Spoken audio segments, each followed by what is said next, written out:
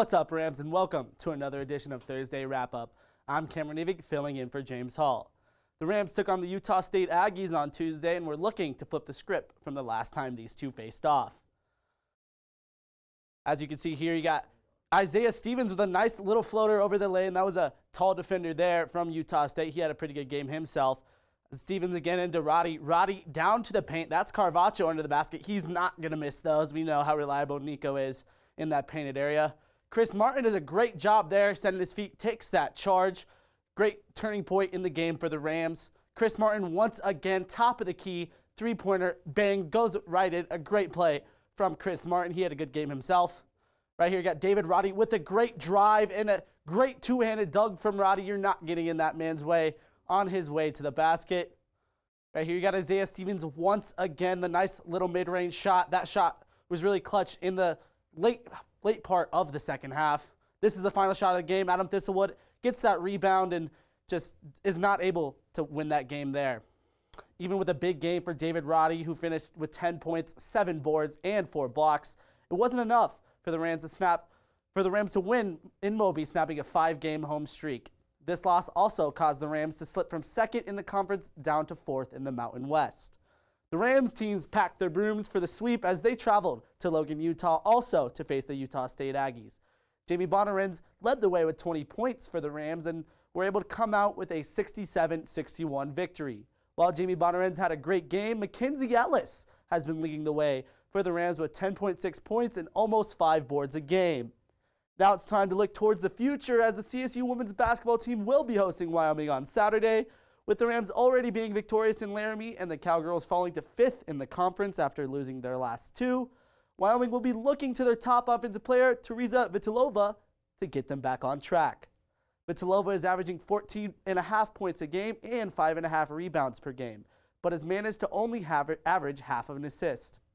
Despite the obvious lack of ball movement, Vitilova had a good stat line of 16 points, 1 board, and an assist against the Rams earlier this season. She's going to need to be on the Rams' radar as they look for a conference win. Traveling up to Laramie is the men's team. After losing to Utah State on Tuesday, the Rams will need to get back into the win column as they attempt to regain the second place in the Mountain West. The matchup against Wyoming should work in the Rams' favor since the Cowboys are 1-12 in conference play, putting them at dead last. In fact, their only conference win was against San Jose State 2 weeks ago, and the Spartans are also living near the bottom of the conference. Look for the Rams to continue to play through Isaiah Stevens, who has been great this season so far. The true freshman Isaiah Stevens is averaging 13.6 points a game and is also leading the team in assists with 119. Coming off a good performance versus Utah State, look for a big game from him on Saturday. It is now time for Fact or Fiction, where I get a minute to determine if 11 questions are true or not. Now, James hasn't been able to finish all 11 yet, so I hope I can be the first one to finish it. With that being said, start the clock. Number 1, the Nuggets are the deepest team in the NBA. The Nuggets are the deepest team in the NBA. They have several players on their bench that could start on lower-level teams. Iguodala improves the Heat. Iguodala does great wonders for the Heat. The Heat lack a lot of wing players. They needed Iguodala on the Heat. Very good team now. CSU men's basketball will win the Mountain West tournament. Absolutely not. San Diego State is insane right now. No way they're beating San Diego State. Joe Burrow will go on to draft will be the number 1 in the NFL draft. Joe Burrow, great quarterback, going to the Bengals with that number 1 spot, yes. Timberwolves will make the playoffs. Timberwolves are not going to make the playoffs. D'Angelo Russell is a great addition. You're going to need a couple more years for that team to develop, though.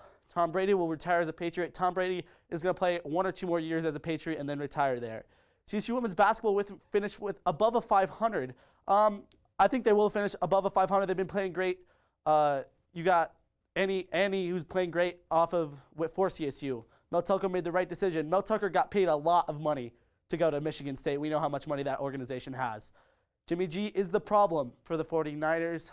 I was so close, almost beating James, but, that's all we have time for today, Rams. Be sure to keep up to date with all of your Rams sports by following CTV_sports on Instagram and Twitter, as well as tune into our Monday show where Ethan and Rachel will break down all of this weekend's action.